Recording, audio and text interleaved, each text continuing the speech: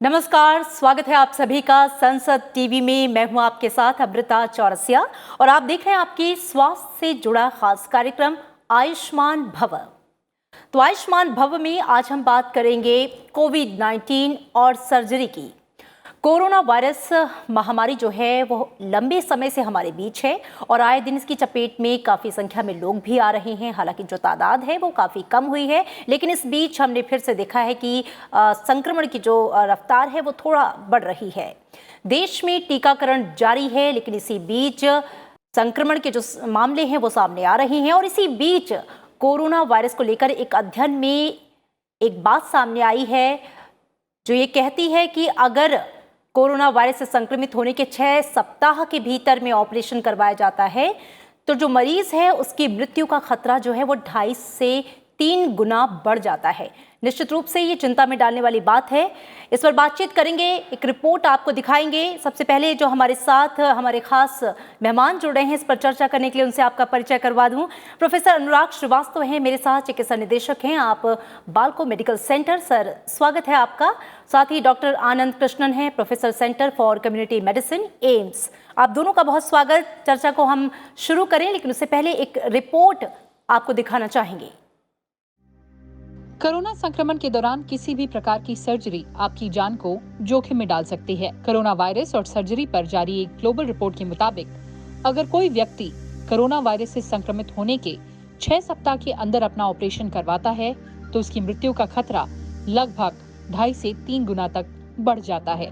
अगर आप डायबिटिक हैं और इम्यूनो कम्प्रोमाइज है और अगर आपको हॉस्पिटलाइजेशन हुई है तो आपको 8 से 10 हफ्ते का इंटरवल देना चाहिए कोई भी सर्जरी कराने से पहले।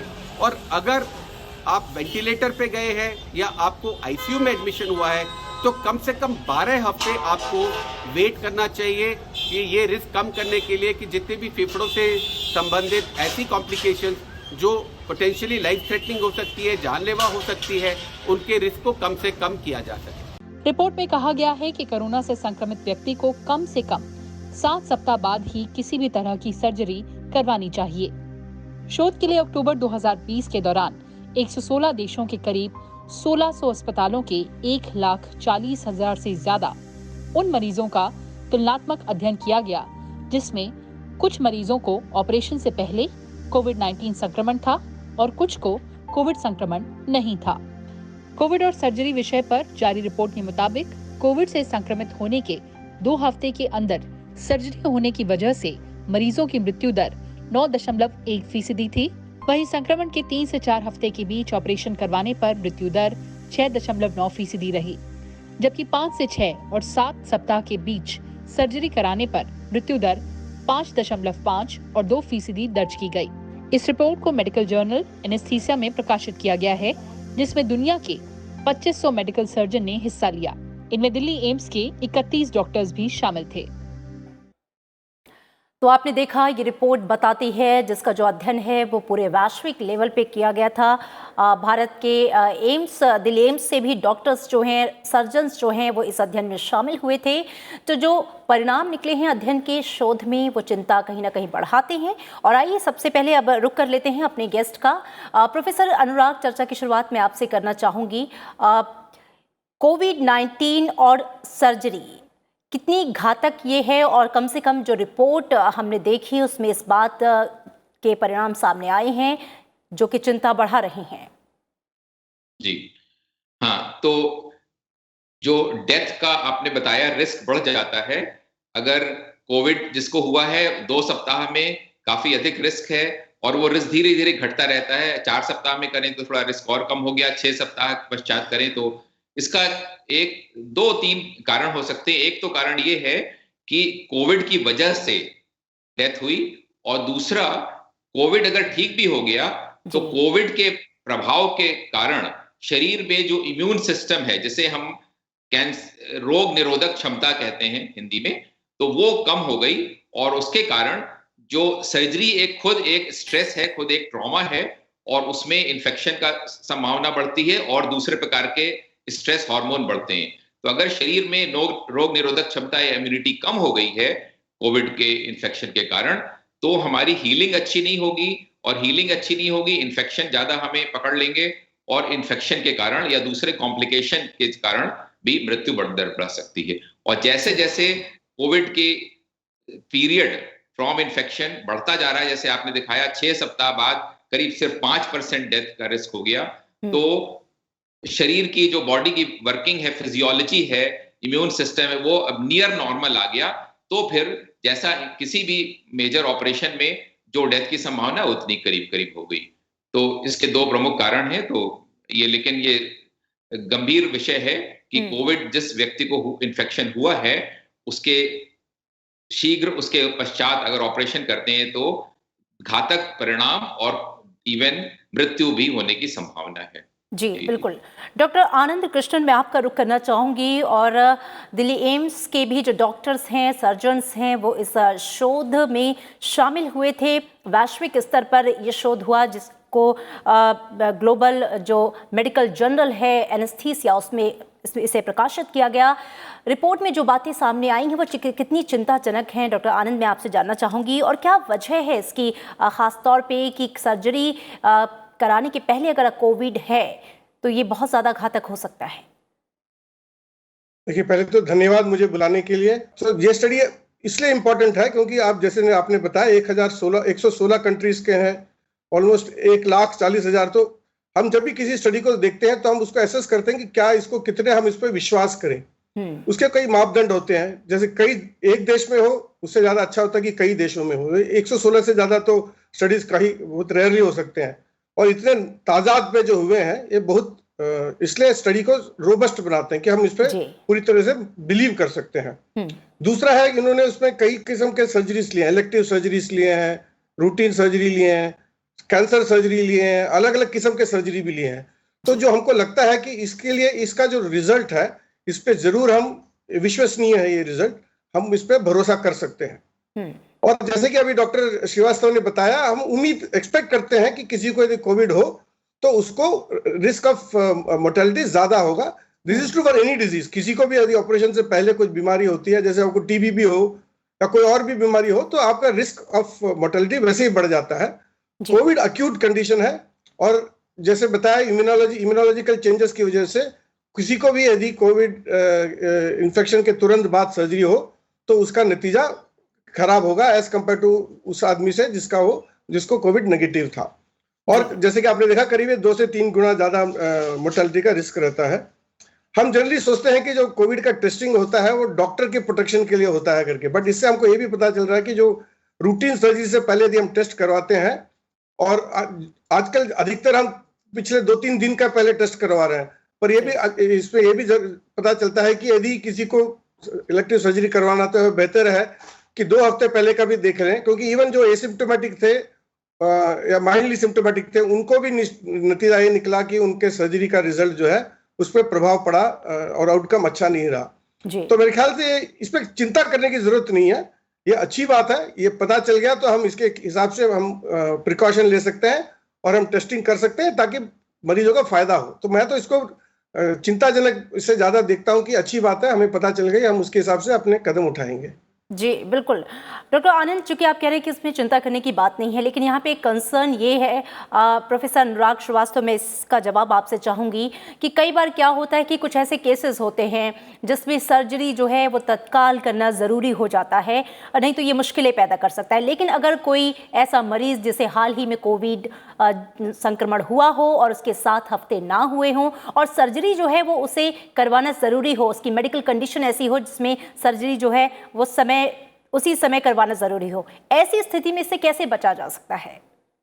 जी, तो हम अगर सारे शल्य क्रियाओं को, सारे सर्जिकल ऑपरेशंस को लें तो हम 2 भागों में बांट सकते हैं, इमरजेंसी सर्जरी और नॉन इमरजेंसी, जिसको हम लोग कोल्ड सर्जरी भी कहते हैं या इलेक्टिव सर्जरी।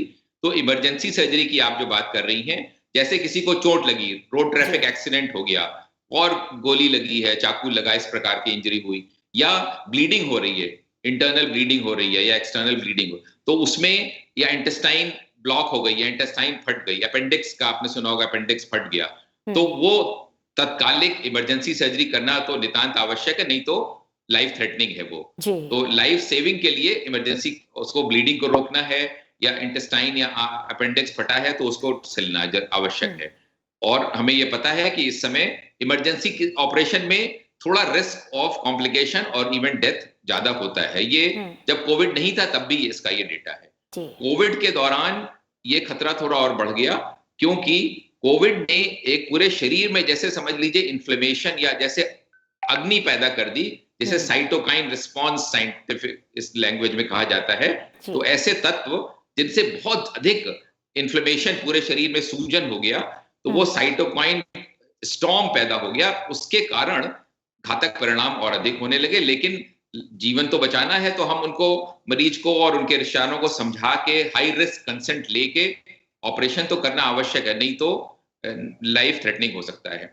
तो ये रिस्क खतरा बता के और हम लोग पूरे प्रिकॉशन लेके, यानी कि जिनको वहां पे जो सर्जन, एनेस्थेटिक और दूसरी भी नर्सेज जो ओटी में हैं, उनको special personal protective equipment PPE पहना के हम लोग और ऑपरेशन करते हैं। और इनको फिर विशेष आईसीयू में पोस्ट ऑपरेटिव केयर में रखा जाता है, जिससे कि इनको इन्फेक्शन और दूसरे कॉम्प्लिकेशन ना हो। उनको स्ट्रॉन्ग एंटीबायोटिक दी जाती हैं और भी दवाएं देते हैं एनेस्थेटिस्ट, जिससे कि उनको कोविड के कारण दुष्परिणाम कम से कम हो।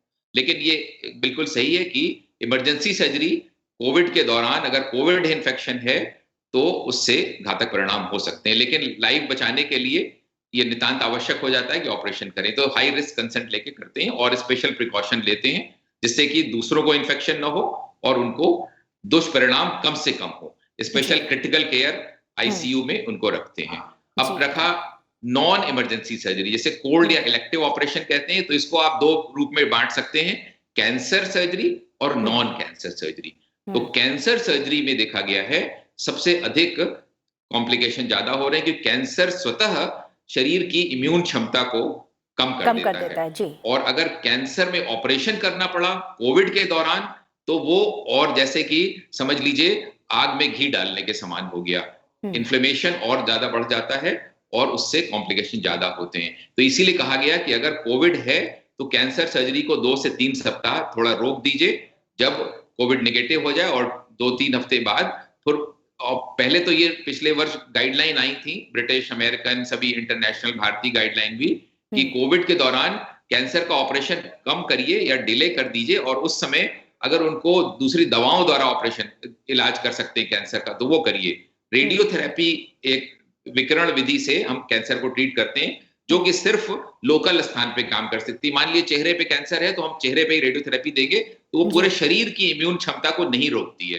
तो ये फिर हम लोग लास्ट ईयर ऐसे ही कर रहे थे एम्स में, कि सिर्फ उनको रेडियोथेरेपी या लोकलाइज्ड लिमिटेड डोज में कीमोथेरेपी दे रहे थे, या हार्मोन थेरेपी दे रहे, जैसे टमॉक्सिफेन आदि गोलियां होती हैं, जिनसे कि शरीर की इम्यून क्षमता कम से कम रूप में दबाव पड़े। तो इस प्रकार से था, लेकिन रिस्क तो अधिक है ही। जी जी जी जी। तो कुल मिला के जो हाल ही में कोविड से संक्रमित व्यक्ति हुए हैं, अगर संभव है सर्जरी जिसे टाला जा सके या किसी दूसरे दवाइयों के माध्यम से उस बीमारी को ट्रीट किया जा सके, तो जो दूसरा विकल्प है वो अपनाना चाहिए। डॉक्टर आनंद कृष्णन, मैं आपका रुख करना चाहूँगी, और दरअसल हम ये भी ज़रूर समझना चाहेंगे कि आखिरकार जो इम्यूनिटी है वो हम जानते हैं कोविड-19 के संक्रमण के बाद काफ़ी कम हो जाती है।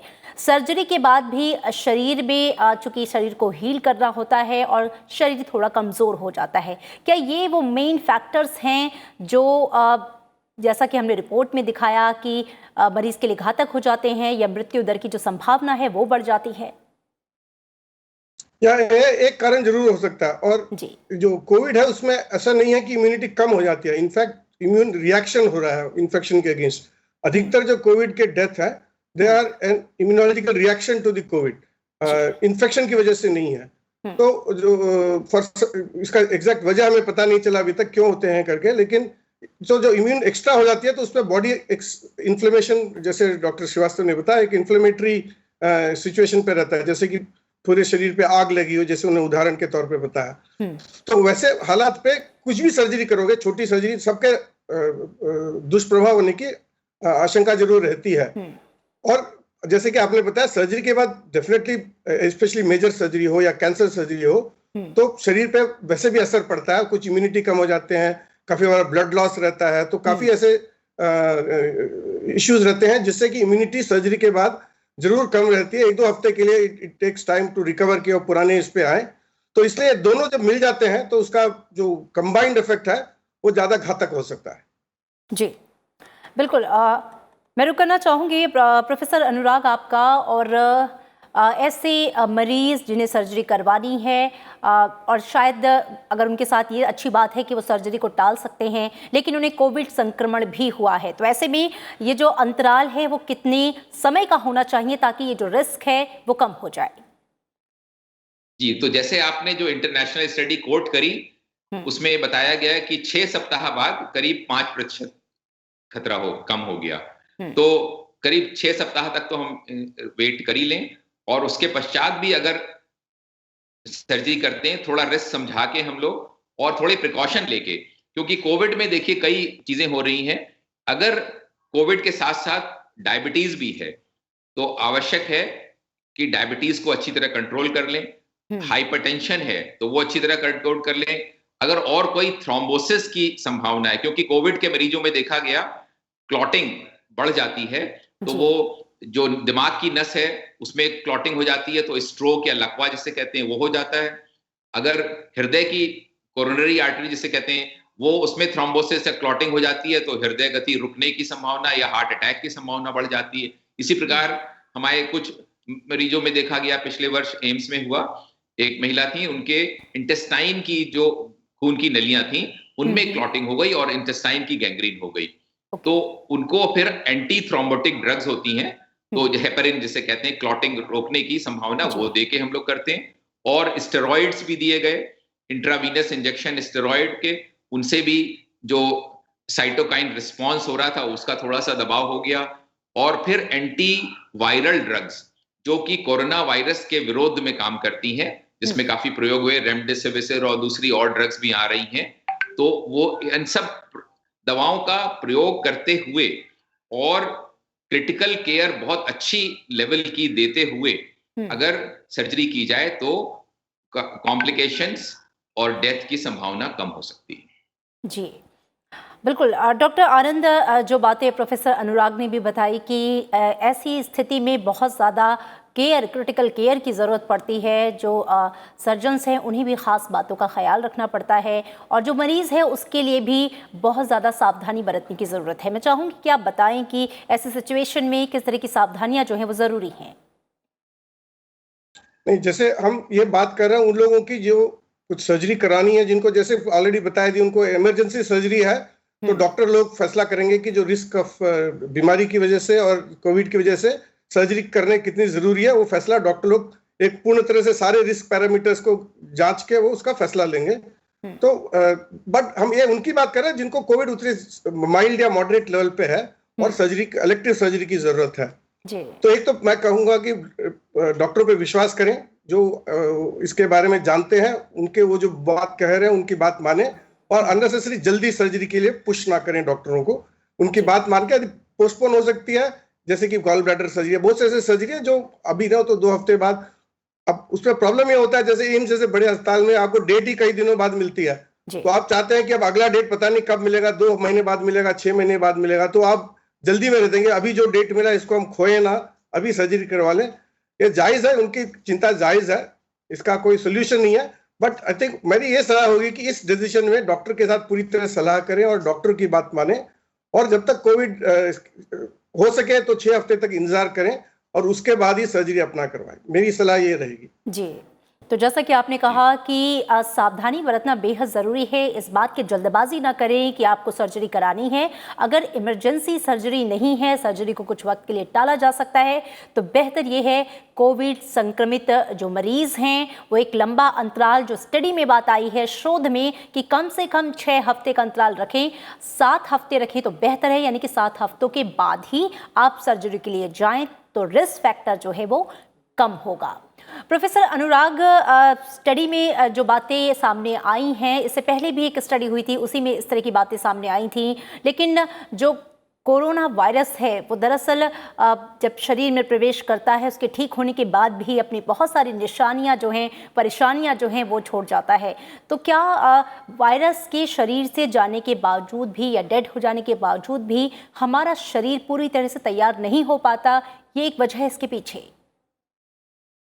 जी, जैसे आप उदाहरण लें, कहीं बाढ़ आती है किसी नदी जी। की, तो बाढ़ के पश्चात आप दोनों किनारों में देखिए कुछ दिन तक वहां मट्टी कीचड़ आदि जमा रहता है जी, और उसको सफाई करने में कुछ महीने लग जाते हैं। तो कुछ ऐसी स्थिति दिमाग में अगर हम सोचें, इमेजिन करें, तो कुछ वैसे ही स्थिति हो गई। एक बार इतनी अधिक शरीर में इन्फ्लेमेशन यानी कि सूजन की बाढ़ आ गई, साइटोकाइन रिस्पॉन्स, स्टॉर्म जिसे कहा गया उन्होंने साइंटिफिक लैंग्वेज में, तो वो स्टॉर्म जैसे तूफान आने के बाद भी थोड़ा समय लगता है उसके कुप्रभाव जो तोड़ फोड़ हो जाती है, पेड़ गिर जाते हैं, बाढ़ का पानी सूखता है, तो उसी प्रकार से शरीर में वो सूजन की स्थिति धीरे धीरे नॉर्मल या नियर नॉर्मल आने में कुछ शरीर में समय लगता है। जैसे कहीं हमें चोट भी लग जाती है तो कुछ हफ्ते लगते हैं उसके सूजन और दर्द कम होने में। तो कुछ ऐसे ही सोच लें कि हीलिंग शरीर में धीरे धीरे होती है और उस समय लग जाता है। इसमें एक और बात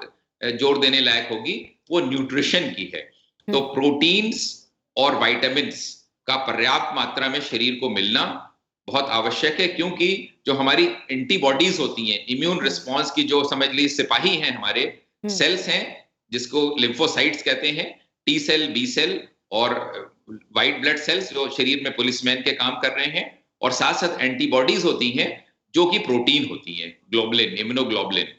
तो जो आजकल प्लाज्मा थेरेपी आपने सुना होगा, तो प्लाज्मा थेरेपी एसेंशियली ये है कि एक शरीर में जिसमें एंटीबॉडीज अधिक मात्रा में बन गई हैं इन्फेक्शन के कारण और वो व्यक्ति ठीक हो गए हैं भगवान के आशीर्वाद से, उसका प्लाज्मा जिसमें एंटीबॉडीज बहुत प्रचुर मात्रा में हैं, उसको हमने मरीज को दे दिया, तो वो भी वही एंटीबॉडीज, वो प्रोटीन है। तो अगर हम न्यूट्रिशन का ख्याल रखेंगे, प्रोटीन्स और विटामिन्स अधिक मात्रा में लेंगे, तो हमारे शरीर में अधिक एंटीबॉडीज बनेंगी और कोरोना हुआ है तो भी हम उसको बर्दाश्त करने या झेलने के लिए प्रिपेयर्ड रहेंगे। तो न्यूट्रिशन का भी बहुत अधिक इसमें जोर है और आवश्यक है कि न्यूट्रिशन ठीक से रखा जाए जिस समय ऑपरेशन किया जाए उसके पश्चात।